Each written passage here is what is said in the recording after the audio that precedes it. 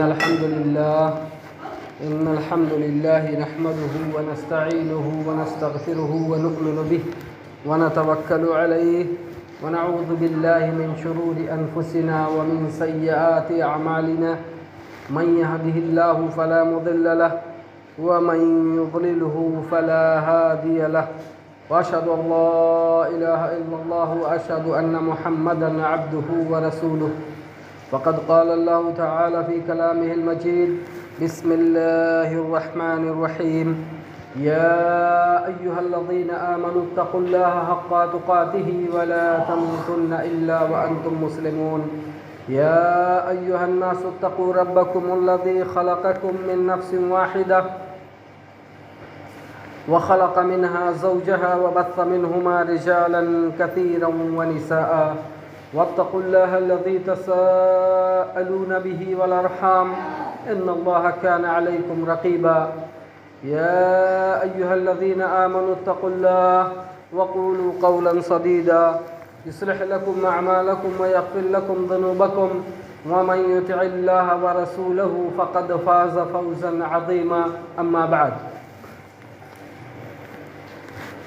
فإن أصدق الحديث كتاب الله وأحسن الهدي هدي محمد صلى الله عليه وسلم وشر الأمور محدثاتها وكل محدثة بدعة وكل بدعة ضلالة وكل ضلالة في النار ويقول الله جل وعلا في موضع آخر إذا زلزلت الأرض زلزالها وأخرجت الأرض أثقالها وقال الإنسان ما لها यौमइज़ तुहद्दिस अखबारहा।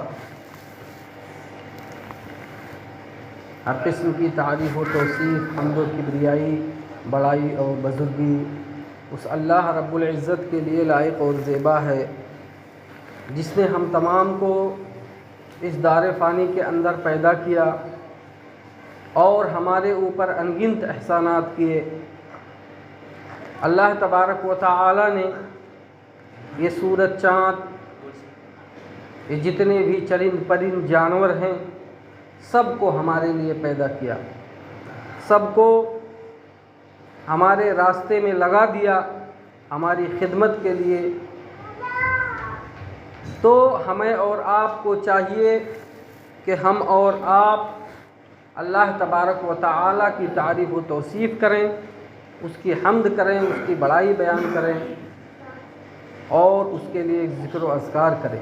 बादहु दुरूद व सलाम नाज़िल हो आखिरी नबी जनाब मोहम्मद रसूलुल्लाह सल्लल्लाहु अलैहि वसल्लम पर, जिनके ज़रिए अल्लाह तबारक व तआला ने हमें इस्लाम जैसी अज़ीम नेमत से नवाज़ा और जिनके ज़रिए अल्लाह तबारक व तआला ने पूरी दुनिया को आखिरी किताब क़ुरआन नसीब फ़रमाई जो पूरी जहान के लिए मशअल राह है, चाहे वो मोमिन हो या काफिर। अल्लाह तबारक व तआला की रहमतें नाजिल हो आखिरी नबी जनाब मोहम्मद रसूलुल्लाह सल्लल्लाहु अलैहि वसल्लम के आल व अस्हाब पर, ताबईन अइम्मा इज़ाम पर और उन तमाम लोगों पर जिन लोगों ने किसी भी तरह से इस्लाम के नश्र व अशात में मदद की। पिछले जुमे में ईमान के ताल्लुक़ से बात हुई थी और मैंने कहा था कि यौमुल आखिर जो है क़यामत का दिन, इसको अलग से आप लोगों को बताया जाएगा। क़यामत के दिन के ताल्लुक़ से क़ुरआन में बहुत सारी आयतें हैं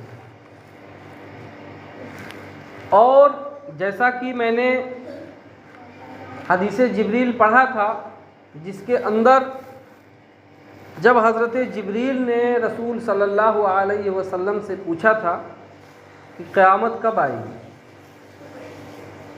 तो अल्लाह के नबी ने कहा था मल मसऊल अन्हा बिआलम मिनस साइल, कि जो सवाल करने वाला है उससे ज़्यादा जिससे सवाल किया गया है उसको इल्म नहीं। यानी उन्होंने कहा जितना आप जानते हो उतना ही मैं क़यामत के बारे में जानता हूँ। ये ऐसी चीज़ है जिसको अल्लाह तबारक व तआला ने अपने पास पोशीदा रखा है।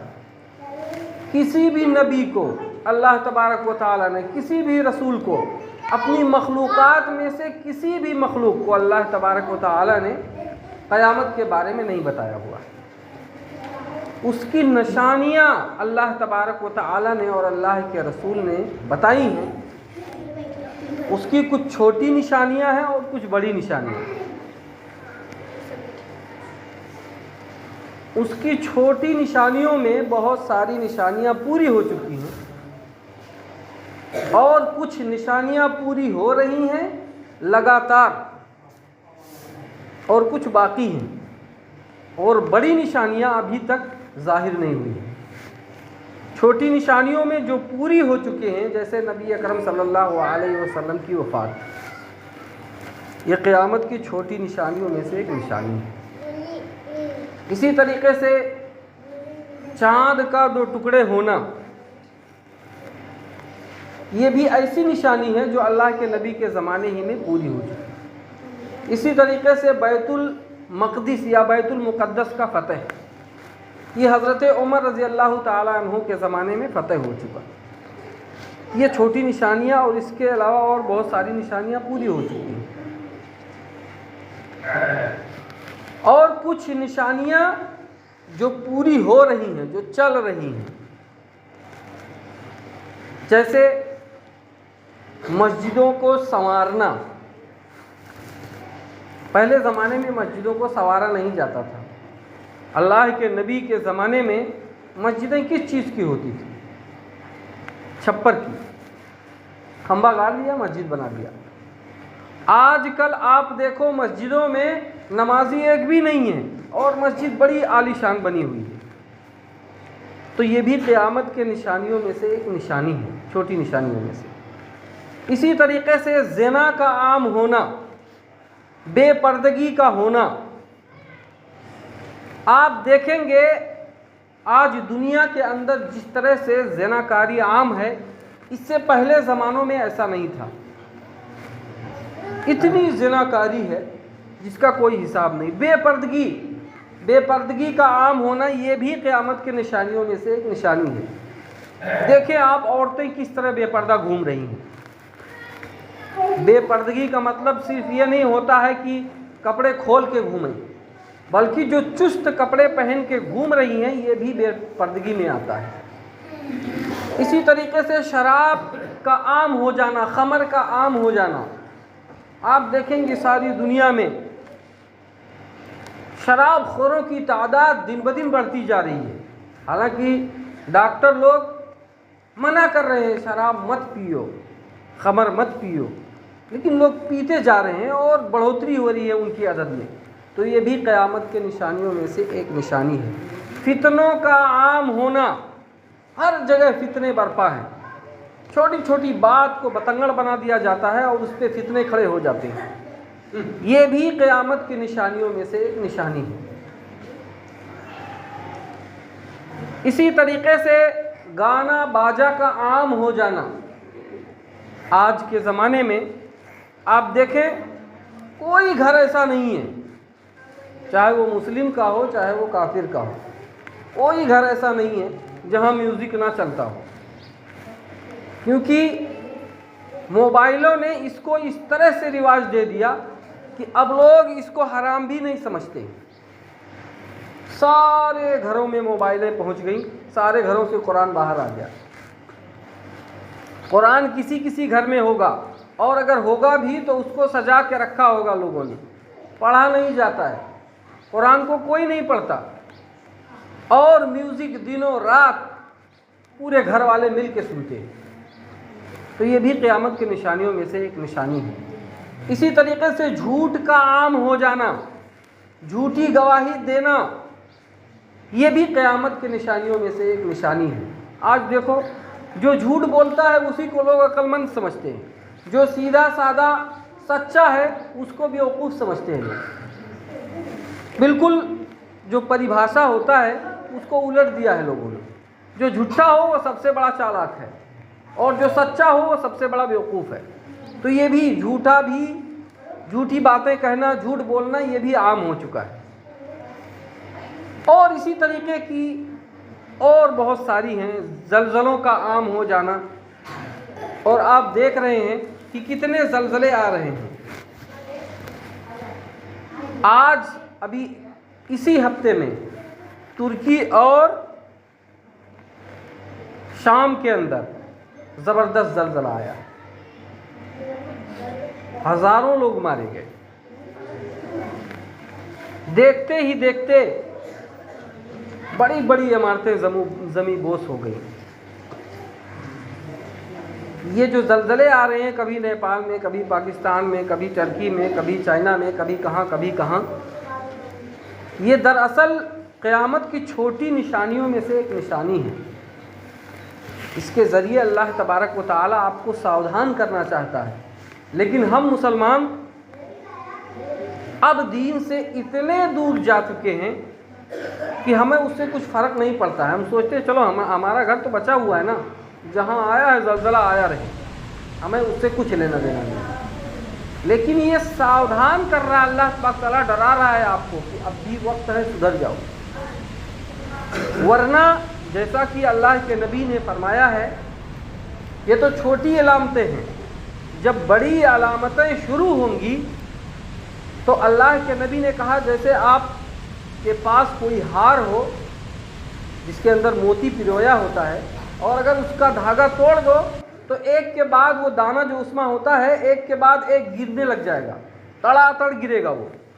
इसी तरीके से जब एक बड़ी निशानी जाहिर होगी तो उसके बाद दूसरी वाली, फिर तीसरी वाली, इसी तरीके से लगातार जाहिर होगा। फिर आपको इतना मौका नहीं मिलेगा कि आप तौबा कर लो, क्योंकि अल्लाह के नबी ने यह भी फरमाया है जब 3 निशानियां जाहिर हो जाएं तो किसी का तौबा किसी को फ़ायदा नहीं देगा। एक दज्जाल का खुरूज, दूसरे दाब्बतुल अर्ज़ का खुरूज, और तीसरा सूरज का मगरिब से निकलना। जब ये 3 अलामतें ज़ाहिर हो जाएंगी तो आप तौबा भी करो। जो ईमान पे है वो ईमान पे है, जो कुफ्र पे है वो कुफ्र पे है, मामला ख़त्म, किस्सा फिनिश हो जाएगा। तो ये जो मैंने छोटी निशानियां बयान की, ये दरअसल अल्लाह तबारक व तआला हमें चेतना दे रहा है कि अभी भी संभल जाओ। और बड़ी निशानियां कब शुरू हो जाए किसी को पता नहीं। बड़ी निशानियां जो हदीसों में आता है वो कुल 10 हैं। अल्लाह के नबी ने कहा जब तक ये 10 निशानियां जाहिर ना हो जाएं तब तक क़यामत नहीं आएगी। और होशियार रहो कि जब ये शुरू हो जाएंगी तो एक के बाद दीगरे आएंगी। वो 10 निशानियां कौन कौन हैं? उसमें कहा गया दुखान, जैसा कि कुरान के अंदर बयान किया गया है कि ये आसमान बहुत ही ज़बरदस्त तरीके का धुआं फेंकेगा। ये एक निशानी है। दुखान, दाब्बतुल अर्ज़, एक किस्म का ये ज़मीन पर चलने वाला चौपाया होगा या जानवर होगा जिसको अल्लाह तबारक व तआला भेजेगा। ये भी क़यामत की बड़ी निशानियों में से एक निशानी है। इसी तरीके से दज्जाल का खुरूज, ये भी क़यामत की बड़ी निशानियों में से एक निशानी है। इसी तरीके से सूरज का पश्चिम से निकलना, ये भी बड़ी निशानियों में से एक निशानी है। इसी तरीके से हज़रत मसीह अलैहिस्सलातु वस्सलाम का नुज़ूल, हज़रत ईसा अलैहिस्सलातु वस्सलाम का फिर से इस दुनिया में आना, क्योंकि अल्लाह तबारक तआला ने उनको ज़िंदा उठाया हुआ है। उसके बाद में याजूज माजूज का निकलना। याजूज माजूज के बारे में जो मुस्लिम की हदीस है कि वो बनी आदम में से हैं, हम ही में से हैं वो लोग। याजूज माजूज आदम के औलाद ही में से वो लोग हैं, लेकिन वो इतने ताकतवर, इतने ख़तरनाक है कि जब वो निकलेंगे तो किसी चीज़ को छोड़ेंगे नहीं। तो उनका निकलना, और उसके बाद में लगातार 3 जगहों पर खस यानी ज़मीन का धंसना, एक पश्चिम साइड में, एक पूरब साइड में, और एक जज़ीरतुल अरब में ज़मीनें धंसेंगी। ये तीनों 3 बार होगा, एक के बाद दीगरे। ये 3 अलामतें हैं। और लास्ट अलामत जो है बिल्कुल क़यामत से करीब, यानी अब क़यामत आने ही वाली है, यमन से आग का निकलना, और जो आता है हदीस में क़ारे अदन, वहाँ का जो एक अदन है शहर है, वहीं से वो निकलेगा ये आग। और इस आग का काम ये होगा, सारे लोगों को ले जाके महशर में इकट्ठा कर देगा, उसके बाद सूर फूंका जाएगा। तो ये जो 10 निशानियां हैं, सबसे पहले नंबर पे दज्जाल का खुरूज। इसमें इधर उधर हेर फेर भी हो सकता है, लेकिन गालिबन तरतीब यही होगी कि सबसे पहले दज्जाल निकलेगा। दज्जाल कौन होगा? वो भी हम ही में से होगा, लेकिन अल्लाह के नबी ने क्यों कहा है कि अपनी नमाजों में भी दज्जाल से पनाह मांगो, दज्जाल के फितने से पनाह मांगो, क्योंकि इसका फितना जो होगा वैसा फितना दुनिया ने कभी देखा नहीं होगा। हज़रत मसीह आए थे, ईसा अलैहिस्सलातु वस्सलाम, उनको अल्लाह तबारक व तआला ने ताकत दी थी, ये क़ुव्वत दी थी। अल्लाह के हुक्म से वो मुर्दों को ज़िंदा करते थे। मिट्टी की चिड़िया बना दो, उसको उड़ा देते थे, वो चिड़िया बन के उड़ जाता था। और जितने बीमारी होती थी उसको अल्लाह के हुक्म से अच्छा कर देते थे, अपने ज़ाती ताकत से नहीं। इंसान की जो ताकत है वो अल्लाह की देन है, अल्लाह की अपनी ज़ाती कुछ नहीं है। अगर अल्लाह के पास ज़ाती ताकत होती तो इंसान मरता नहीं, हमेशा हमेशा के लिए अमर हो जाता, लेकिन ऐसा मुमकिन नहीं है। तो ये उनको मौजज़ा दिया गया था, लेकिन उनको भी मसीह कहा गया, हज़रत ईसा अलैहिस्सलातु वस्सलाम को। और जो दज्जाल आएगा इसको भी मसीह कहा गया, मसीह दज्जाल। यानी दोनों के पास अल्लाह तबारक व तआला ने वो ताकतें रखी हैं। और एक मसीह को दूसरा मसीह ही मारेगा, दूसरे किसी के पास ताकत नहीं होगी कि दज्जाल को मार सके। पूरी दुनिया एक तरफ हो जाएगी, दज्जाल को कोई नहीं मार सकता सिवाय ईसा अलैहिस्सलातु वस्सलाम को। तो इसी वजह से ईसा अलैहिस्सलातु वस्सलाम को दोबारा इस दुनिया में लाया जाएगा। दज्जाल का फितना इतना अजीम होगा, इतना बड़ा होगा कि उसको अल्लाह तबारक व तआला ने इतना पावर दिया होगा कि उसका अपना बनाया हुआ जन्नत होगा, अपना बनाया हुआ जहन्नम होगा। वो अपने आप को कहेगा मैं ही रब हूँ तुम्हारा। और हदीस में बयान किया गया इसी वजह से कि रब के जो काम होते हैं वो करके दिखाएगा। अल्लाह तबारक तआला रोज़ी देने वाला, अल्लाह तबारक तआला बारिश कराने वाला, अल्लाह तबारक तआला मुर्दों को ज़िंदा करने वाला, ये सारी चीज़ें जो अल्लाह के हाथ में है, अल्लाह तबारक तआला उसको देगा करने के लिए। वो आपके परदादा, जितने दादा कहोगे उतने दादा को उठा के खड़ा कर देगा आपके सामने। ये तुम्हारा परदादा है, ये तुम्हारा लास्ट वाला दादा है, उठा के खड़ा कर देगा। जिसको कहोगे जिंदा कर देगा, जिसको कहोगे मार देगा। पानी बरसाएगा, जहां कहोगे वहां पे बरसाएगा। इतनी ताकत उसको होगी, इतना बड़ा फितना होगा उसका कि अगर इंसान पक्का मोमिन नहीं है तो बौखला जाएगा। आप जो कहोगे मेरा रब ये कर सकता है, वो करके दिखाएगा दज्जाल। तो आदमी घबरा जाएगा। इसी वजह से अल्लाह के नबी ने कहा हर नमाज के अंदर दज्जाल के फितने से पनाह मांगो। बड़ा अजीम फितना होगा, जैसा फितना दुनिया ने देखा ही नहीं होगा। दुनिया में तो जादू चलता है नहीं, लेकिन उसके सामने जितने भी जादू आदू जितना भी सब कुछ है सब खत्म। उसके सामने वो जैसे कहो कि सूरज के सामने चिराग दिखाओ, उसी के मिज़दाक होगा, इतना खतरनाक होगा। उसके माथे पे काफारा लिखा होगा, कुफ्र, और वो एक आंख का काना होगा।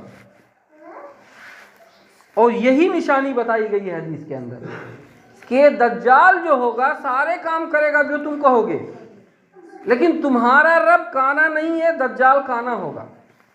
एक आंख का वो काना होगा, सारे काम वही करेगा। आप कहोगे हाँ तुम मेरे रब हो, अपने जन्नत में डाल देगा, हकीकत में वो जहन्नम होगा। और जब इनकार करोगे मार के अपने जहन्नम में डालेगा, और वो हकीकत में जन्नत होगा। आपको दिखाई देगा जहन्नम, जो वो कहेगा वही दिखाई देगा। इतना भयंकर फितना करेगा ये कि सारी दुनिया कांप उठेगी। लेकिन ये कुछ जगहों पर नहीं जा पाएगा, पूरी दुनिया का चक्कर लगाएगा, लेकिन मक्का में, मदीना में ये नहीं जा पाएगा। जब इसका ज़माना आएगा, अल्लाह इसको जाहिर करेगा, उस वक्त मक्का और मदीना में अल्लाह तबारक व तआला फरिश्तों को लगा देगा कि ये उसके अंदर दाखिल ना हो पाए। इसी वजह से हदीस में कहा गया है कि अगर कोई ये ख्वाहिश जाहिर करे कि मैं मदीना में मरूं, तो ऐसा आदमी ख्वाहिश जाहिर कर सकता है, क्योंकि दज्जाल वहाँ दाखिल नहीं हो सकता। मदीना में, मक्के में भी दज्जाल नहीं जो है दाखिल हो सकता है। और इसी तरीके से एक हदीस के अंदर आता है कि बैतुल मुक़द्दस में भी ये दाखिल नहीं हो पाएगा। बैतुल मुक़द्दस जो फ़लस्तीन में है और जिस पर इस वक्त यहूद काबिज़ हैं, तकरीबन उसके कुछ ही हिस्से बचे हैं और सारे पर ये लोग काबिज़ हैं, और वहाँ की जो मस्जिद है उसको गिराना चाहते हैं ये लोग, तो वहाँ पर भी ये एक मुतबर्रक जगह है बैतुल मुक़द्दस, जिसके लिए ईसाई, यहूदी और मुस्लिम ये तीनों लोग झगड़ा कर रहे हैं। तीनों कहते हैं ये मेरा है, वो कहता है मेरा है, वो कहता है मेरा है। और वो हकीकत में मुबारक जगह है, वहाँ पर भी दज्जाल नहीं जा पाएगा। और पूरी दुनिया में कोई ऐसी जगह नहीं है जहाँ पे ना जा पाए, तो सारी जगहों पे जाएगा ये, सब जगह जाके उत्पात मचाएगा, उदंगर मचाएगा। इससे बचने के लिए अल्लाह के नबी ने कहा जब इसका ज़ुहूर हो जाए तो आदमी बस अल्लाह अल्लाह करे, एकदम अपनी ईमान को मजबूत कर ले और ज़्यादा से ज़्यादा अल्लाह तबारक तआला से लौ लगाए, वरना इसके फितने से कोई बच नहीं सकता। इसका फितना कैसे ख़त्म होगा? जब दूसरी निशानी ज़ाहिर होगी। अल्लाह तबारक व तआला हज़रत ईसा अलैहिस्सलातु वस्सलाम को नाजिल करेगा इस दुनिया के अंदर दोबारा, क्योंकि अल्लाह तबारक तआला ने कहा है मैंने उनको उठा लिया। और जो यहूदो नसारा का ये अक़ीदा है, यहूदियों का अक़ीदा ये है कि हमने ईसा अलैहिस्सलातु वस्सलाम को मार दिया। ईसाइयों का अक़ीदा ये है कि हाँ वाकई इन लोगों ने मार दिया, सलीब दे दिया, सलीब पे चढ़ा दिया। दोनों को कुरान ने गलत साबित किया, कहा ना इन्होंने मारा है और न वो अल्लाह के बेटे हैं, बल्कि बल रफ़अहु अल्लाहु इलैहि, अल्लाह तबारक तआला ने उनको अपनी तरफ उठा लिया है। और कुर्बे क़यामत जब ये दज्जाल का खुरूज होगा तो इसके फितने को दबाने के लिए, उसको ख़त्म करने के लिए अल्लाह तबारक व तआला हज़रत ईसा अलैहिस्सलातु वस्सलाम को नाजिल करेंगे। कहाँ? मुल्क शाम में। मुल्क शाम में एक मिनारा होगा जो बहुत ही सफ़ेद होगा, फरिश्ते उनको लेकर के उसी पर उतरेंगे और वहाँ पर जो इमाम मेहदी होंगे वो इमामत के लिए खड़े होंगे। लेकिन जब हज़रत ईसा अलैहिस्सलातु वस्सलाम आ जाएंगे तो उनसे कहेंगे आप चलिए नमाज़ पढ़ाइए, क्योंकि ये नबी हैं और वो सिर्फ इमाम हैं। तो हज़रत ईसा अलैहिस्सलातु वस्सलाम कहेंगे नहीं, मैं नमाज नहीं पढ़ा सकता, मैं जब नबी था तब था, आज मैं मोहम्मद सल्लल्लाहु अलैहि वसल्लम के उम्मती में आया हूँ, तो आपका पहला हक़ है कि आप इमामत करो। वहाँ पर नमाज पढ़ी जाएगी और उसके बाद में इनका काम ही ये होगा कि उस दज्जाल को ख़त्म करें। जैसे ही वो मसीह होगा, मसीह दज्जाल, जहाँ जो मसह कर दे, जो चाहे वो हो जाए, उसी तरीके से ये भी हैं ईसा मसीह, इनको भी अल्लाह तबारक व तआला ने वो पावर दिया होगा। तो ये उसको मारेंगे दज्जाल को।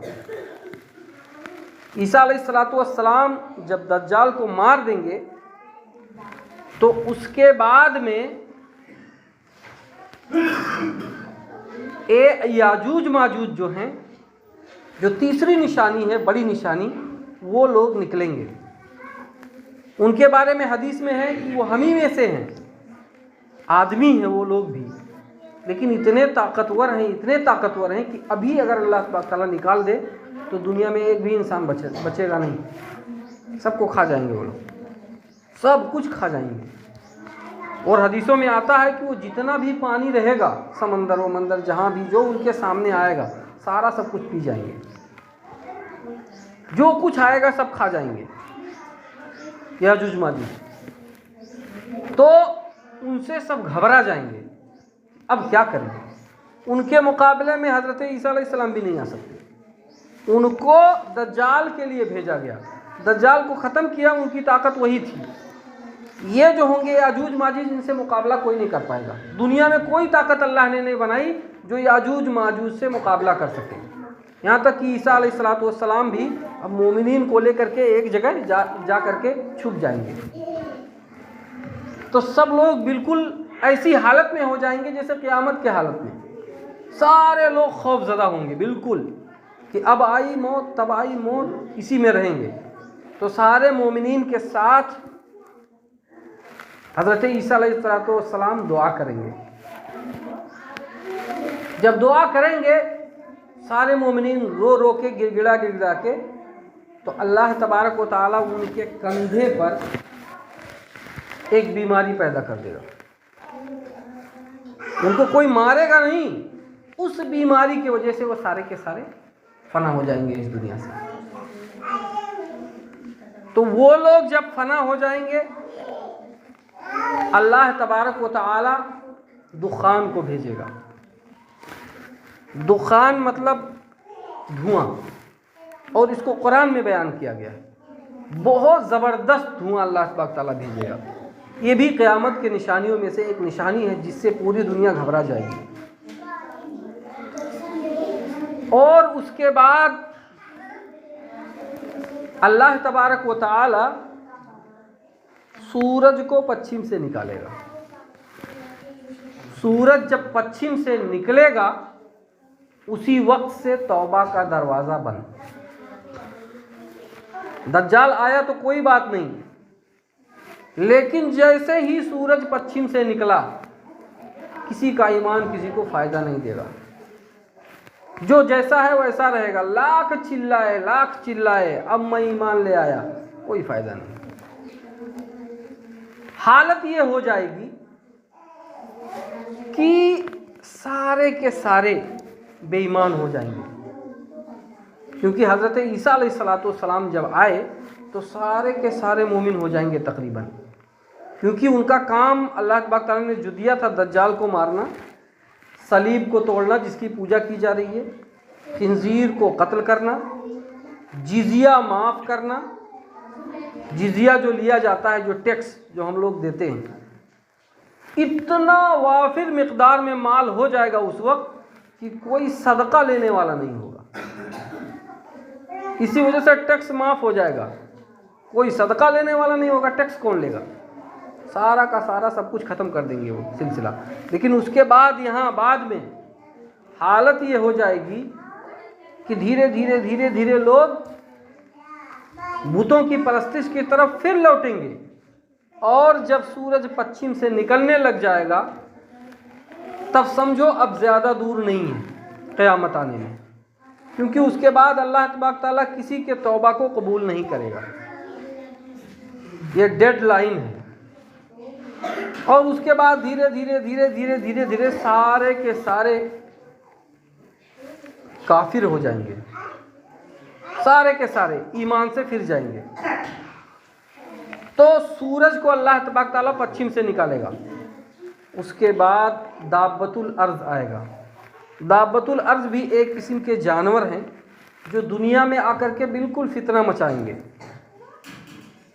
और ये भी क़यामत की बड़ी निशानियों में से एक निशानी है। अल्लाह तबारक तआला इनको भी फना करेगा। तो उसके बाद आता है 3 ख़स्फ़, एक पश्चिम में, एक पूरब में और एक जज़ीरतुल अरब में। ये तीनों जगहों पर एक के बाद दीगरे ज़मीनें धंसाई जाएंगी। आपने जो ज़लज़ला अभी देखा है इसमें, या जो सुनामी आती है, कहीं कहीं आपने देखा होगा ज़मीनें धंसी हैं। लेकिन ये बराबर बहुत दूर तक ज़मीनों को अल्लाह तबारक तआला धंसा देगा। जब और ये ऐसा एक वो होगा इस दुनिया के अंदर हादसा होगा कि पूरी दुनिया में फैल जाएगा। आज तो एक जगह है, अगर ज़लज़ला आ जाए तो भी पूरी दुनिया में फैल जाता है, लेकिन सारी दुनिया में हाहाकार मच जाएगा जब ये ज़मीन धंसना शुरू होगा। और जब ये तीनों जगह पर मुकम्मल हो जाएगा, एक पूरब में, एक पश्चिम में और एक अरब जजीरे में। अरब जजीरा बहुत बड़ा है, वो सिर्फ सऊदीया को नहीं बोलते हैं, जितना पूरा खलीज है सब अरब में आता है। तो उस जजीरे में जब धंस जाए तब समझो बस अब क़यामत आने ही वाला है। उसके बाद में अल्लाह तबारक व तआला यमन से एक आग निकालेगा, और जब ये आग निकलेगा उस वक्त समझो इस रूए ज़मीन पर अल्लाह का नाम लेने वाला कोई नहीं होगा। क़यामत जो सबसे कमीने लोग होंगे उन्हीं के ऊपर क़यामत कायम होगी, यानी कि उस वक्त कोई भी ईमान वाला नहीं होगा। जिसके पास ईमान रहा होगा वो भी रफू चक्कर हो गया होगा, उससे निकल चुका होगा। तो जो हदीस में कहा गया है कि क़यामत शरारुल खल्क़ पे आएगी, जो सबसे शरीर होंगे, जो सबसे कमीने किस्म के लोग होंगे, तो उन्हीं पर अल्लाह तबारक तआला क़यामत को कायम करेगा। वहाँ से आग निकलेगी, सारे लोगों को उनके महशर की तरफ ले जाएगी। इसके बाद क़यामत के लिए जो हज़रत इसराफील अलैहिस्सलातु वस्सलाम हैं, अल्लाह तबारक व तआला ने उनको जो हुक्म दिया हुआ है कि जब मेरा हुक्म होगा तुमको सूर फूंकनी है। सूर का मतलब क्या होता है, आपने देखा होगा भोंपू की तरह जो होता है, जो लोग कुछ लोग बजाते भी हैं उसको सींग की तरह ऐसे बनाया जाता है, सूर की शक्ल भी वही होगी। और उसको जब फूंका जाएगा तो जितने भी मखलूक़ात हैं सब उसको सुनेंगे। तो सूर 2 होंगे और बाज़ लोगों ने कहा है कि 3 होंगे। पहले सूर को जब फूंका जाएगा, जब ये आग वाग सबको ले जाकर के कहीं जमा कर देगी, और किसी किसी हदीस में आता है कि शाम के एक मैदान में ले जाकर के आग सारे लोगों को जमा कर देगी, तो अल्लाह तबारक तआला का हुक्म होगा, हज़रत इसराफील सूर फूंकेंगे। जब सूर फूंक देंगे तो जितने लोग भी हैं सब मर जाएंगे इल्ला माशा अल्लाह, क्योंकि अल्लाह के नबी की हदीस है कि जब दूसरा सूर फूंका जाएगा तो सबसे पहले जो उठेगा वो कौन रहेगा? अल्लाह के नबी। तो कहेंगे, अल्लाह के नबी की हदीस है, मुस्लिम की हदीस है, कि वो कहते हैं कि जब मैं आँख खोलूँगा देखूँगा तो अल्लाह के अर्श के पास हज़रत मूसा अलैहिस्सलाम होंगे। तो मुझे पता नहीं कि मैं पहले जागा या वो पहले जागे। और अल्लाह के नबी कहते हैं मुझे ये भी नहीं पता कि हो सकता है अल्लाह पाक ताला ने उनको बचा लिया हो, उनको मौत ही ना आई हो। तो जब सूर फूंका जाएगा, जिसको अल्लाह चाहता उसके अलावा सारे के सारे मर जाएंगे। उसके बाद दूसरी बार जब सूर फूंका जाएगा तो सारे लोग अपने अपने कब्रों से निकल के महशर की तरफ भागेंगे। हालत क्या होगी? सारे लोग नंग धड़ंग होंगे, कोई कपड़ा नहीं होगा, किसी का खतना नहीं हुआ होगा, बग़ैर खतने के सारे लोग होंगे। और सारे लोगों को जिस तरीके से अल्लाह तबारक व तआला ने हज़रत आदम को पैदा किया उसी तरीके से होंगे, और दौड़ते हुए सारे लोग जाएंगे मैदान हशर की तरफ। हज़रत आयशा ने पूछा कि अल्लाह के नबी, उसमें मर्द और औरतें दोनों होंगी, तो मर्द औरतों की तरफ देखेंगे नहीं, सारे नंगे होंगे। तो अल्लाह के नबी ने कहा वो जो हालत होगी, ऐसी हालत होगी कि इससे भी बड़ी चीज़ होगी। वो किसी को होशो हवास नहीं होगा किसी की तरफ देखने का, इतनी हौलनाकी होगी क़यामत के दिन। कोई किसी की तरफ देखेगा नहीं, सब नफ्सी नफ्सी के आलम में होंगे। जैसा कि हदीस में है, वो हदीस बड़ी है, पूरी बयान नहीं कर सकता, कि जब सब लोग इकट्ठा हो जाएंगे हशर के अंदर, अल्लाह तबारक तआला आएगा नहीं फैसले के लिए, तो सारे लोग परेशान हो जाएंगे। सूरज को नीचे कर दिया जाएगा और ये जो ज़मीन है, ज़मीन और आसमान को बदल दिया जाएगा। अल्लाह तबारक तआला दूसरा ज़मीन दूसरा आसमान पैदा कर देगा, बदल दिया जाएगा इसको। अल्लाह तबारक ताला आएगा नहीं, सारे घबराए हुए होंगे। आप देखो इस दुनिया के अंदर अगर आपको कोई चीज़ चाहिए, मान लिया 1 करोड़ कोई आपके लिए लेके आने वाला है और करोड़ आपके लिए बड़ी बात है, कुछ लोगों के लिए कोई बात नहीं है, तो उसको वो समझ नहीं आएगी जो इंसानों की हालत होगी क़यामत के दिन। लेकिन मान लिया कोई आदमी है जिसके लिए 1 करोड़ बहुत माना रखता है और एक आदमी लेके आने वाला है और वो आ नहीं रहा है, तो इसकी कैफियत क्या होगी? कहीं लेके भाग ना जाए, कुछ ना हो जाए, वो खौफ में रहेगा और उसकी बेचैनी ऐसी होगी जिसको बयान नहीं किया जा सकता है। तो ऐसे लोग बेचैनी में रहेंगे, पता नहीं मैं पास होऊंगा कि फेल हो जाऊंगा, क्योंकि हमने तो यहाँ जो कुछ देना था, जो अमल करना था कर चुके, अब आखिरत में सिर्फ हिसाब देना है, तो अल्लाह हिसाब ही लेने नहीं आएगा। तो सारे लोग बौखलाए होंगे, यहाँ तक कि सारे लोग सारे नबी के पास जाएंगे, सारे रसूलों के पास जाएंगे, हज़रत आदम से कहेंगे कि आप तो पहले नबी हो, अल्लाह तबारक तआला ने आपको अपने हाथ से बनाया है, आप हमारे लिए शिफाअत कर दो। कहेंगे ना ना ना मैं नहीं कर सकता। वो क्या हदीस में जो लफ्ज़ आता है नफ्सी नफ्सी, वो अपने ही में परेशान रहेंगे। अंबिया व रसूल भी अपने में परेशान रहेंगे। आखिर में जा कर के मोहम्मद सल्लल्लाहु अलैहि वसल्लम हमारे लिए शिफाअत करेंगे, तब अल्लाह तबारक तआला आएगा मैदान में हिसाब किताब के लिए। और वो भी अल्लाह तबारक व तआला ने अभी तक मोहम्मद सल्लल्लाहु अलैहि वसल्लम को वो कलिमात नहीं बताए हैं जिसके ज़रिए उस दिन अल्लाह के नबी शिफाअत करेंगे। जो लोग कहते हैं कि अल्लाह के नबी ग़ैबदान हैं, अल्लाह के नबी ने खुद कहा है कि जब मैं अर्श के नीचे सजदा करूँगा, अल्लाह के अर्श के नीचे, तो अल्लाह तबारक व तआला कुछ ऐसे कलमे मुझे सिखाएगा जो अल्लाह ने अपने इल्म ही में रखा है, अभी तक किसी को बताया नहीं। वो कलमा सिर्फ मुझे बताएगा क़यामत के दिन जब मैं सजदा करूँगा, तो मैं उन कलिमात के ज़रिए अल्लाह से मांगूँगा, तो अल्लाह तबारक व तआला कहेगा या मोहम्मद इरफ़ा रासक, मोहम्मद अब अपने सर को उठाओ, अब मांगो जो मांगना है, जो शिफाअत करना है करो। तो अल्लाह के नबी कहेंगे अल्लाह तबारक तआला ये सारे लोग घबराए हुए हैं क़यामत में, इस मौक़िफ़ पे अल्लाह तबारक तआला सबके दरमियान फ़ैसला कर दे। बहरहाल उस दिन की हौलनाकी ऐसी होगी, उसको जानना है अगर आपको, तो आप कुरान में जितनी आयतें हैं क़यामत के ताल्लुक़ से, उसका तर्जमा मत पढ़िए, तर्जमा पढ़ के कोई ख़ास फ़ायदा नहीं है। उसकी जो तफसीर है उसको आप पढ़िए, तब आपको पता चलेगा कि कितनी हौलनाकी होगी। तो हमें और आपको चाहिए कि हम और आप उस क़यामत से डरें जिस दिन कोई किसी का नहीं होगा, सब अंबिया और रसूल नफ्सी नफ्सी में होंगे, तो हमारी क्या औकात है?